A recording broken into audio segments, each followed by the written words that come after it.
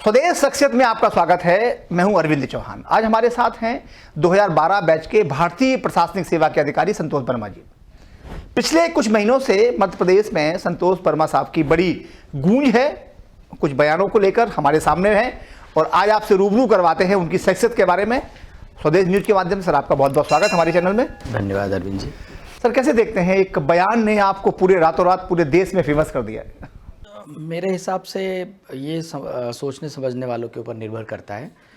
मेरा ये मानना है कि मैं पिछले 27 साल से मध्य प्रदेश शासन की सेवा कर रहा हूँ और विभिन्न पदों पर रहा हूँ, और जहाँ जहाँ भी मेरी पदस्थापना रही है वहाँ अपने कामों के कारण चर्चित रहा हूँ।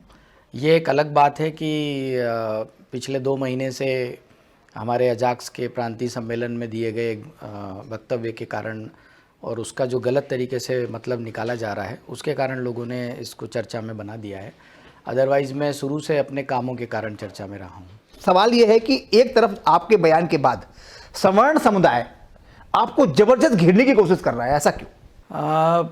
मैंने आपको ध्यान होगा जब मैंने खेद प्रकट किया था कि इसको गलत तरीके से तोड़ मरोड़ करके पेश किया था, मेरे कहने का आशय अलग है। वैसे अभी आजकल आपने देखा होगा कि कोई भी व्यक्ति अपना वक्तव्य देता है उसका मतलब कोई दूसरे लोग निकाल करके बताते हैं कि इनके द्वारा ये बोला गया है, जबकि मेरा ये कहना है कि जिस व्यक्ति ने जिस संदर्भ में वो बात कही है उसको सही ढंग से वही व्यक्ति बता सकता है कि उसके कहने का आशय क्या था।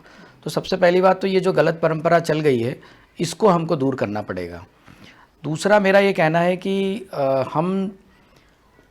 कई बार हम लोग एक पंच लाइन या टैग लाइन लेते हैं किसी के भी वक्तव्य का और उसके कारण बहुत सारी चीज़ें निर्मित होती है। तो हमारा उद्देश्य जो है किसी से भी चर्चा करने का है तो उसको सेंसेशन क्रिएट करना नहीं होना चाहिए।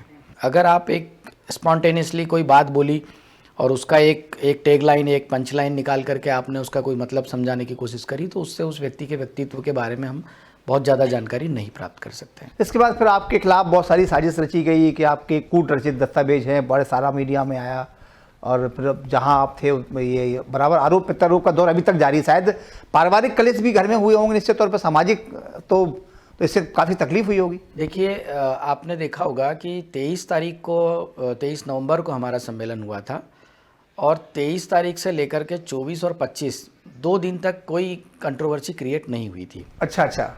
26 तारीख को जब कुछ लोगों ने मैसेजेस बना करके मीडिया हाउसेस में दिए गए बकायदा और वीडियो की कटिंग बना करके दी है, उसके बाद से फिर अचानक ये सब शुरू हुआ।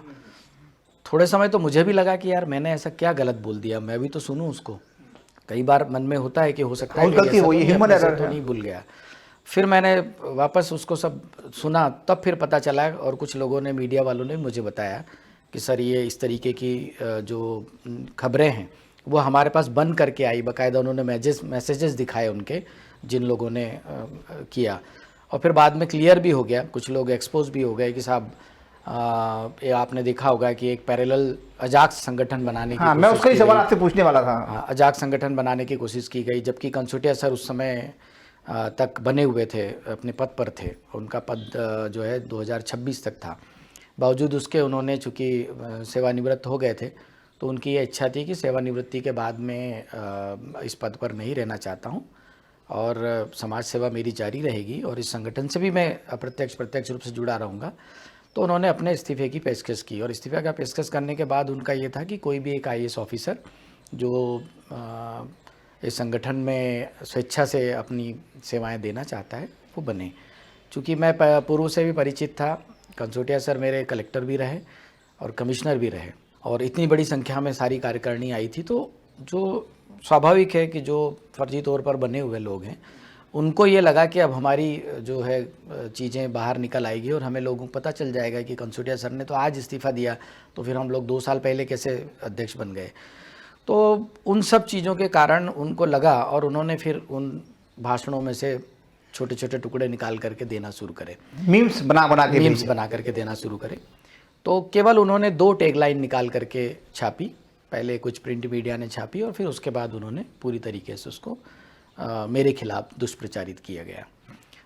दूसरे या तीसरे दिन मैंने जब अपनी बात मीडिया के सामने रखी और अपनी सफाई भी दी, लेकिन मैंने देखा कि वो सफाई ज़्यादा समय तक नहीं चली या जो मैंने अपना स्पष्टीकरण दिया था वो स्पष्टीकरण लोगों को नहीं दिखाया जा रहा था, सिर्फ वही टैग लाइन, केवल 2 शब्द, 2 लाइनें केवल बताई जा रही थी, जबकि मेरा उद्देश्य ये कतई नहीं था। बात सीधी सी थी कि जो लोग आर्थिक आधार पर आरक्षण की पैरवी करते हैं और ये मानते हैं कि SC ST को भी आर्थिक आधार पर आरक्षण मिलना चाहिए, या जिस परिवार में किसी व्यक्ति को एक बार आरक्षण मिल गया है और उसकी अगर आर्थिक स्थिति अच्छी हो गई है तो उसको दोबारा आरक्षण की पात्रता नहीं मिलनी चाहिए, ऐसा नरेशन कुछ समय से चल रहा था। उस नरेशन को तोड़ने के लिए मेरा ये कहना था कि जो अनुसूचित जाति और जनजाति को संविधान में जो आरक्षण दिया गया है वो बाबा साहब ने सामाजिक पिछड़ेपन के कारण दिया है, उसमें उनका कोई आर्थिक आधार नहीं था। तो जब सामाजिक आधार पर पिछड़ेपन के कारण किसी समाज को आरक्षण की पात्रता मिलती है तो जब तक उसका सामाजिक पिछड़ापन दूर नहीं हो जाता, जब तक वो किसी अन्य समुदाय के बराबर एक जाजम पर बैठ करके रोटी बेटी का व्यवहार नहीं करने लग जाते हैं, तब तक वो सामाजिक तौर पर पिछड़े ही रहेंगे, चाहे उनकी आर्थिक स्थिति कितनी भी अच्छी हो जाए। उसका उदाहरण एक मैंने दिया था कि अगर मान लो कोई आर्थिक रूप से सक्षम हो गया है और उसके साथ सभी समुदाय के लोग रोटी बेटी का व्यवहार करने लग जाते हैं तो निश्चित रूप से फिर ऐसी अगर स्थिति आती है और जातिगत भेदभाव दूर हो जाता है तब फिर आरक्षण की आवश्यकता नहीं रहती। ये मेरा कहने का आशय था। और जो टैगलाइन चलाई गई है उसमें पहले का संदर्भ भी हटा दिया गया और बाद का भी हटा दिया गया, जबकि बाद में मैंने क्लियर कट कहा है कि रोटी बेटी का व्यवहार नहीं होता और जाति और ये भी मैंने कहा कि आप जातिगत भेदभाव हटा दीजिए, हम आरक्षण छोड़ देंगे, ये भी शब्द मैंने बोला, ये लाइन में बोली। इन सब चीज़ों को हटा करके और उन्होंने जानबूझ करके उसको प्रस्तुत किया। एक फिर आपका दोबारा बयान आया था कि एक संतोष जाएगा तो बहुत संतोष पैदा हो जाएंगे, इस टाइप का कोई बयान आया था आपका? वो भी सिंपल सी बात थी, एक किसी आना जाने की उस पर संदर्भ ये रहा कि भाई ऐसा ऐसा चल रहा है, ये बताया था मैंने और उसी को मैंने उस समय दोहरा दिया था। और वो भाषण जो है उस दिन का नहीं था, उसके बाद का था। हाँ, उसके कुछ दिन बाद आया, कुछ दिन के बाद का था। और उसका हमारा केवल एक इन हाउस हमारी मीटिंग थी अजाक्स की और हमारे संगठन की, और उस संगठन में हम आपस में चर्चा कर रहे थे। उस समय हमारे एक साथी बैठे हुए थे उसमें OBC समुदाय के, और हमें नहीं पता था, उन्होंने उसको फेसबुक लाइव कर दिया। और फेसबुक लाइव करने से उनको कोई मौका मिल गया और फिर उसको उन्होंने नए सिरे से कर दिया कि देखिए इनका दम्भ देखिए, जबकि वो उसका कोई लेना देना ही नहीं था उनसे। अच्छा, इसमें भी कहीं ना कहीं चर्चित होते हैं। और दूसरा कोई बैन इस टाइप का आता है तो कहीं ना कहीं लोगों के मन में ये आता है कि आदमी पता नहीं चाहते क्या है, ये विवाद ही चाहते हैं क्या, ऐसा ही कुछ लगा होगा। उस बयान के बाद लोगों ने फेसबुक पे, सोशल मीडिया पे और व्यक्तिगत तौर पे मुझे मोबाइल पर बहुत विभत्स तौर पर, मतलब जिसको कहते हैं घृणित शब्दों में उन्होंने मुझे और मेरे परिवार को, मेरे समाज को बुरी तरीके से उन्होंने ट्रोल किया, गंदे गंदे शब्दों का इस्तेमाल किया। जो मेरी भावना नहीं थी बोलने की, उससे ज़्यादा गंदा उन्होंने सोशल मीडिया पे और इन पे प्रचारित किया। उसको देख करके कुछ जनप्रतिनिधियों ने अपनी भावना व्यक्त की थी कि ये बहुत गलत हो रहा है, और संतोष वर्मा ने कोई गलत नहीं बोला। अगर संतोष वर्मा के खिलाफ अगर कोई कार्रवाई होती है तो हम उसके लिए खड़े हैं, ये उनकी भावना थी। और उसी भावना का उल्लेख मैंने जो है अपने वक्तव्य में वहाँ किया था, और उसी को उन्होंने बता दिया, तो उसको भी उन्होंने नेगेटिव तरीके से प्रचारित किया। नहीं, अभी ये एक आपका ये जनरल बयान था ना कि संबंध बनाएं या शादी करें, बेटा बेटी, इस टाइप का था, तो इसे फिर बहुत सारे लोगों ने समझा भी, जो लोग नहीं समझ पाए वो नहीं समझ पाए। सवाल सर ये सबसे बड़ा है कि इससे आपके पारिवारिक और जो आपके रिलेटिव्स होंगे उन्हें कितनी पीड़ा झेलनी पड़ी। कहीं ना कहीं ये परिवार का माहौल ऐसा होता है कि लोग गालियां दे रहे हैं, लोग कुछ भी लिख रहे हैं, ट्रोल कर रहे हैं। मेरे पास हज़ारों कॉल्स मेरे खुद के मोबाइल पर आए हैं, जो मेरे वॉइस रिकॉर्ड में मेल है उसमें संचित है, और मैं अगर चाहता तो उसमें कई सैकड़ों FIR दर्ज हो जाती, क्योंकि जाति सूचक शब्द भी थे उसमें, बहन बेटियों को जो उन्होंने गंदी गंदी गालियाँ दी है एक समुदाय विशेष ने, वो भी है उसमें, सब मेरे पास रिकॉर्डेड है। मैं चाहता तो उसका अपने बचाव में इस्तेमाल कर सकता था, लेकिन मुझे लगा कि हो सकता है कुछ लोगों के मन में क्षणिक आवेश हो, और वो आवेश जो है शांत हो जाएगा, तब फिर उनको अपनी गलती का एहसास होगा कि संतोष वर्मा ने तो कोई असंसीधी शब्द नहीं कहे, लेकिन हमने जो उसका प्रतिकार किया वो बहुत ही गलत शब्दों में किया है। ये कहीं ना कहीं किसी न किसी दिन उनके दिमाग में ये बात आएगी। हमारे यहाँ भी हमारे होता यहाँ है। रिश्ता शब्द नहीं बोलते, हाँ, हमारे यहाँ संबंध संबंध ही बोलते हैं। हाँ, तो कहाँ जा रहे हो तो हम बोलते हैं कि भाई लड़की का संबंध करने जा रहे हैं, हाँ, या बेटे का संबंध करने जा रहे हैं। अच्छा, उस संबंध को उन्होंने दूसरे संबंध से जोड़ दिया मैंने है। क्या बोला, मैंने आपको शुरुआत में ही बोल दिया था कि आजकल जो व्यक्ति बोल रहा है उसके वक्तव्य को परिभाषित करने का काम दूसरे लोग करते हैं कि इन्होंने क्या बोला। क्यों? क्योंकि उनकी भावना तब तक पूरी नहीं होगी जब तक कि वो अपनी बात को लोगों तक पहुंचा नहीं पाएंगे। तो मेरा ये कहना है कि अगर मैं बोल रहा हूँ या मैंने कोई शब्द बोला तो उसका आशय भी मैं ही बताऊंगा कि मैंने क्या बोला, क्यों बोला और किस कारण से बोला। लेकिन जब कोई तीसरा व्यक्ति अपने मंतव्य के हिसाब से अगर उसको बोलेगा तो स्वाभाविक है वो गलत ही बोलेगा, कंट्रोवर्सी बनेगी। कंट्रोवर्सी बनेगी। अभी सर एक बात चल रही थी, तो वहाँ पर एक ये आया कि संतोष वर्मा जब अध्यक्ष बने तो उनकी राजनीतिक इच्छा शक्ति इतनी ज़्यादा जाग गई कि उन्होंने ये बयान जानबूझ कर दिया, इसलिए दिया कि सारे लोग संगठित हो जाएं और जब हम 60 साल के बाद जब रिटायर्ड हों तो कहीं ना कहीं राजनीतिक क्षेत्र में, तो क्या ऐसा कोई मन है राजनीति में जाने का? क्या इस देखिए, मेरी 5 साल की सेवाएं बाकी है अभी, और इन 5 साल में इस पद पर रहकर मैं अपने समाज और अपने परिवार और अपने लोगों की ज़्यादा मदद कर पाऊँगा बनिस्बत कि मैं नौकरी छोड़ने के बाद। तो ये बात तो कहीं से कहीं तक मेरे भी दिमाग में नहीं है कि मुझे कोई नौकरी छोड़ करके राजनीति में जाने नहीं, का। छोड़ के नहीं, 60 साल के बाद जब आप ऐसा 60 साल के बाद देखिए, ये पृष्ठभूमि तैयार हो रही है आपकी मेरा ये मानना है कि रिटायरमेंट के बाद राजनीति में जाना ये ठीक वैसा ही है कि जब आपका पूरा पेट भर गया, आपने अपना पूरा परिवार अपना सब कुछ ठीक कर लिया और फिर आप समाज सेवा की बात कर रहे हो। जबकि आपने देखा होगा कि जब हम लोग इंटरव्यू देने के लिए जाते हैं और जब हमसे पूछा जाता है इंटरव्यू में कि आप शासकीय सेवा में क्यों आना चाहते हैं, तो हम लोगों का जवाब होता है बिल्कुल सधा हुआ है कि नहीं, हम देश की सेवा करना चाहते हैं, हम जो है समाज में कुछ करना चाहते हैं, नाम कमाना चाहते हैं, या जो भी हमारी इच्छा है वो हम बताते हैं उसको। उस समय उनके दिमाग में ये सब चीज़ें नहीं आती कि भाई हम एक आजीविका के लिए कर रहे हैं या हमको नौकरी हमारे परिवार के पालन के लिए चाहिए या सामाजिक प्रतिष्ठा के लिए चाहिए। ये कोई नहीं बोलता, हर आदमी चाहता है कि समाज। तो मेरा ये कहना है कि जब आपको 30-32 साल का जो समय मिलता है, यही एक्चुअल में समाज सेवा का समय है, और इसमें आपने अपने पद पर रहते जितना काम कर लिया उसी का समग्र आकलन आपके 60 साल के रिटायरमेंट के बाद लोग करेंगे। 33 साल में अगर आप कुछ नहीं कर पाए तो रिटायरमेंट के बाद आप क्या कर पाएंगे, इसके लिए तो भगवान ही मालिक है।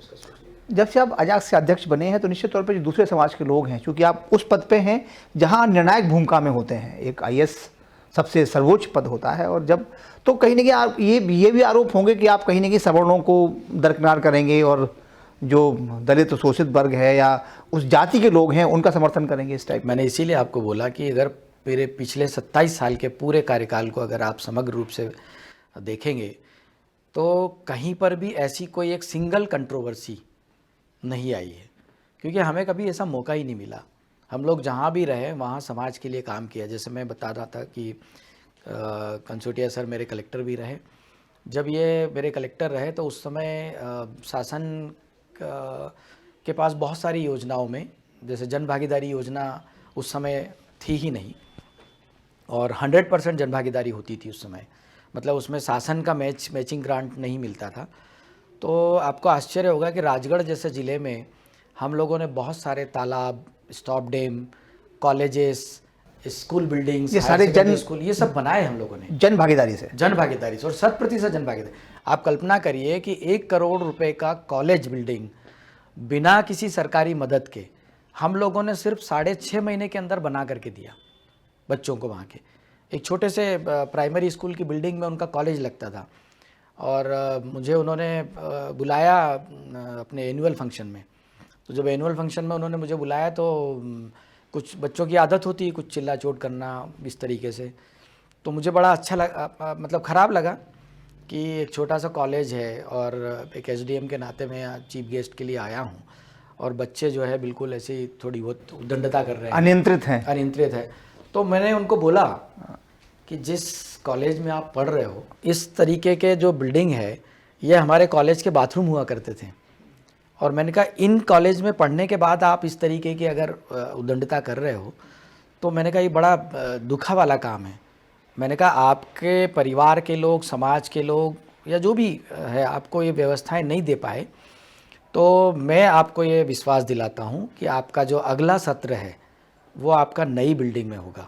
ये घोषणा मैंने पचोर शहर में की थी जब मैं मात्र एक एसडीएम था, सिंपल। आप कल्पना करिए, उसी दिन मैंने सारंगपुर पचोर विकास समिति का गठन किया। वहाँ के जितने भी सामाजिक प्रतिष्ठित लोग थे, उद्योगपति थे, उनको सबको बुलाया और उसी दिन गठन करने के बाद उन्होंने मुझे अध्यक्ष बनाया उस समिति का। वहाँ के एक उद्योगपति को हमने सचिव बनाया। उसी दिन हमारे लगभग 11-11.5 लाख रुपए इकट्ठे हुए। उसी दिन हमने उसका भूमि पूजन किया, उसी बिल्डिंग का। हाँ, उसी दिन हमने भूमि पूजन किया बिल्डिंग का। गलतियों की सजा पाई है जो मैंने की ही नहीं, और 2016 से मैं लड़ रहा हूँ। ये घटना तो अभी 2 महीने पहले की है। 2016 से मेरे साथ इनजस्टिस हुआ है। 3 साल तक मुझे सिंपल एक एफआईआर के कारण मुझे चतुर्थ वेतनमान नहीं दिया गया, जबकि नियम ये था कि जब तक चालान प्रस्तुत नहीं हो जाता किसी प्रकरण में, एफआईआर में, तब तक आप प्रशासनिक तौर पे उसका कोई न्यूज़ रोक नहीं सकते। हाँ। उसके बावजूद 3 साल तक उन्होंने मुझे नहीं दिया। फिर नॉर्मल धाराओं में चालान प्रस्तुत हुआ, मारपीट, गाली गलौच और जान से मारने की धमकी। 323, 294, 506, बहुत सिंपल धाराएं होती हैं, जिसमें आप किसी वकील से पूछोगे तो कहेगा कि आज तक किसी को सजा नहीं हुई इसमें। उन धाराओं में चालान प्रस्तुत होने के बाद में मेरा आईएएस अवार्ड रोक दिया गया। और फिर मैंने कहा कि साहब ये तो धाराएं कम हो गई है, तो आप मुझे मेरा 4th स्केल दीजिए। तो बोले नहीं, अब तो चालान प्रस्तुत हो गया, अब तो दे ही नहीं सकते। तो जब आज चालान प्रस्तुत हुआ और अब नहीं दे सकते, तो मेरा तो 3 साल से क्यों रोक रखा था? पीछे वाला पिछला तो इन्होंने मुझे आर्थिक रूप से ही प्रताड़ित किया। आप कल्पना करिए कि अगर मुझे वो स्केल मिलता तो मुझे लाखों रुपए का फायदा होता, सर, जो मेरे बैचमेट्स को मिला, लेकिन मुझे नहीं मिला। इससे कितना तनाव आप महसूस करते हैं अभी निश्चित जो हो रहा है? मैंने हर चीज को बहुत एक समभाव में लिया। मैंने कभी किसी के सामने अपना आक्रोश जाहिर नहीं किया। मुझे पता है कि जब मैं अच्छा काम करूंगा तो उस अच्छाई का भी मैं ही हकदार हूं, और अगर कोई बुरा काम करूंगा तो उस बुराई का भी हकदार मैं हूं। नाराजगी किसकी है संतोष शर्मा से अभी? जैसा कि आपने देखा है कि जो व्यक्ति अजाक्स पे कब्जा करना चाहता है, स्वाभाविक है, सबसे बड़ी नाराजगी तो उसी की है। वो आपके अपने लोग हैं जो कब्जा करना चाहते हैं? बिल्कुल बिल्कुल, अपने ही लोग हैं, वो भी अपने ही लोग हैं। लेकिन आपने देखा होगा, मैं हमेशा अपने लोगों को जब मोटिवेट करता हूँ तो एक चीज़ मैं बताता हूँ कि देखिए, एक जंगल था, उसमें एक बरगद का पेड़ था और बाकी उसके आसपास पूरे नए पेड़ थे, और बड़ा हरा भरा जंगल था, बहुत शांति से सब चल रहा था। एक दिन कुछ लकड़हारे कुल्हाड़ी का टुकड़ा लेकर के और आए कि हम इस जंगल को काट देंगे।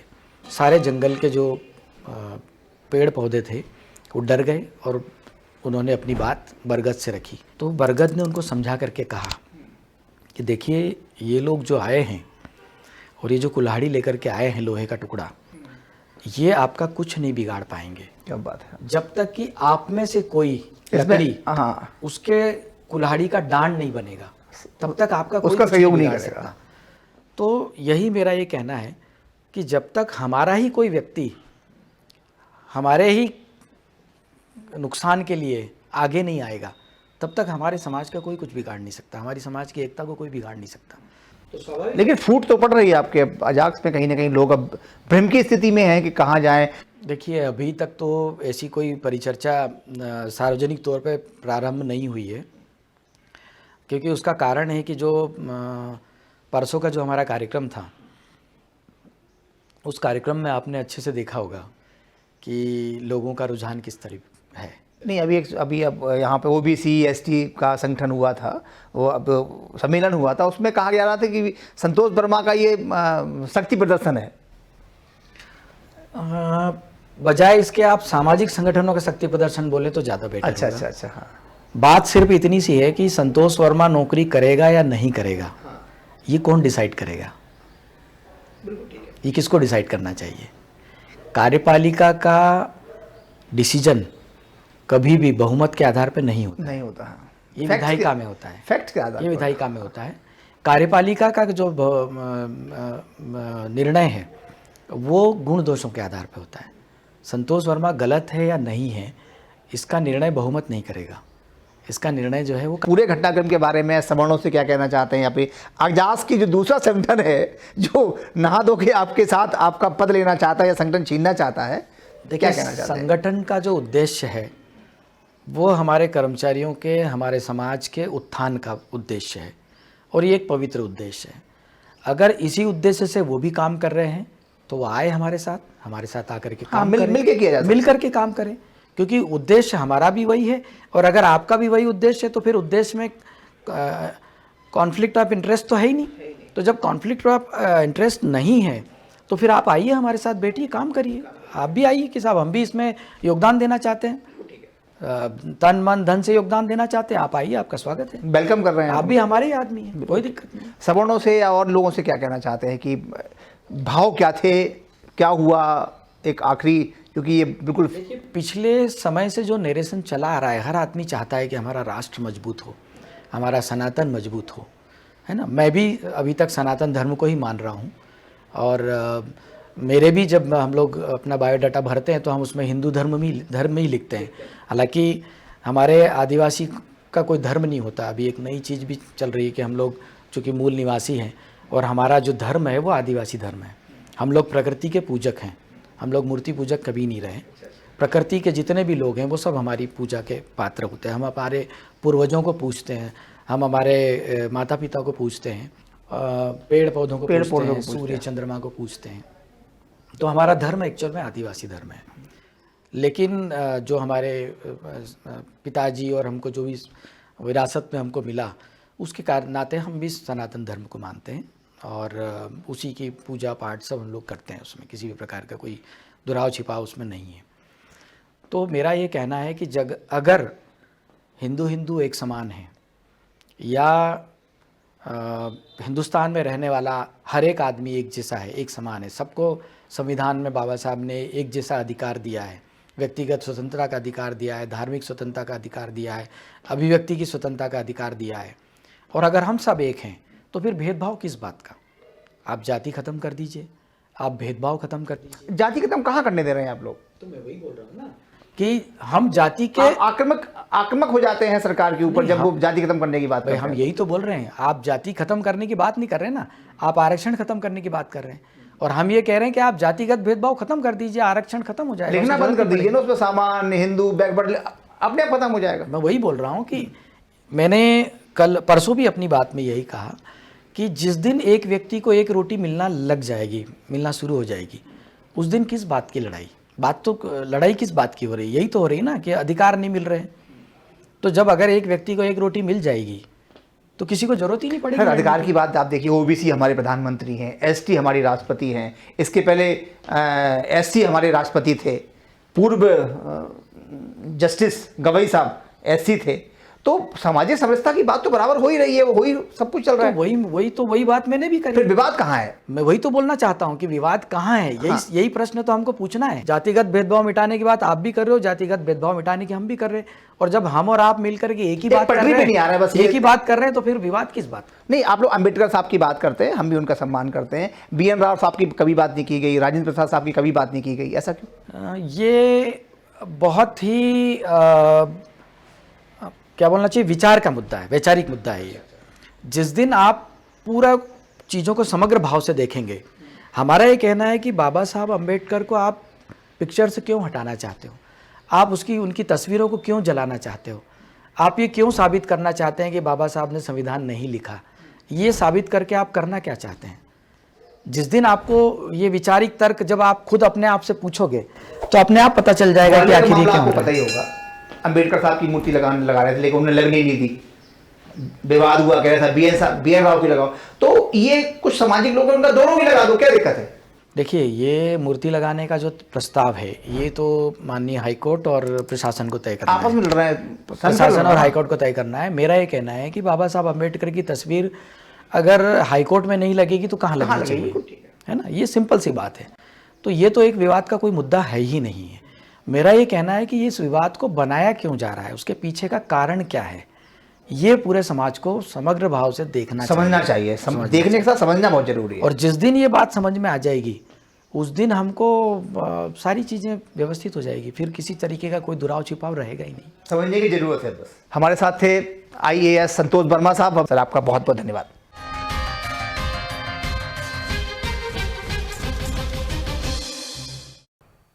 ऐसे ही वीडियोस के लिए लाइक करें, शेयर करें, फॉलो करें।